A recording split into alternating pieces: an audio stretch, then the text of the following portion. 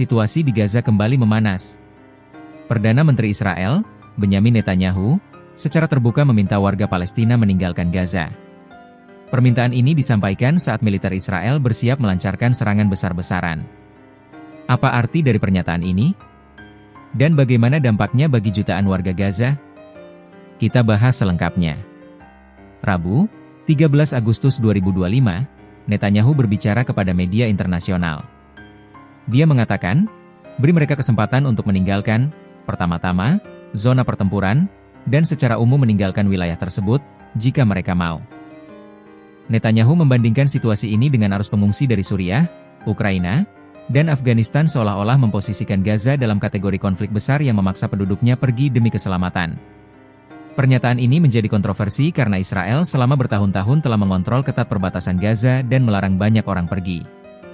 Jadi, seruan, mengizinkan pergi, ini terdengar ironis bagi banyak pihak. Bagi warga Palestina, ajakan untuk meninggalkan tanah mereka bukanlah hal biasa. Ini mengingatkan mereka pada peristiwa Nakba tahun 1948, yang berarti, bencana, ketika ratusan ribu warga Palestina dipaksa mengungsi saat pembentukan negara Israel.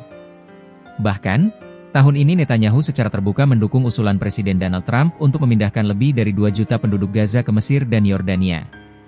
Beberapa menteri sayap kanan Israel juga mendorong gagasan kepergian sukarela, walaupun banyak yang menilai ini hanyalah pemindahan paksa dengan nama yang lebih halus. Tak lama sebelum pernyataan ini, Netanyahu mengumumkan bahwa Israel akan melancarkan serangan militer terbaru ke jalur Gaza.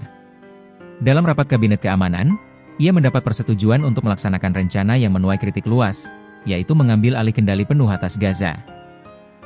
Netanyahu menyebut operasi ini sebagai upaya menyelesaikan pekerjaan, yaitu mengalahkan Hamas dan membebaskan para sandera yang diculik dari wilayah Israel.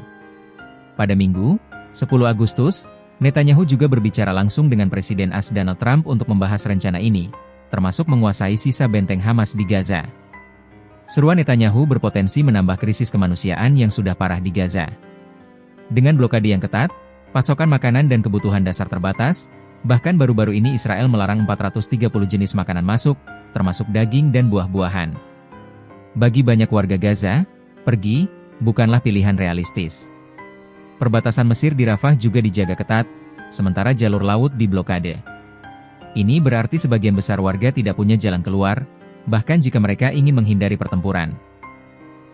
Masyarakat internasional, termasuk PBB dan kelompok HAM, kemungkinan akan melihat seruan ini sebagai bentuk tekanan untuk depopulasi Gaza, yang melanggar hukum kemanusiaan internasional.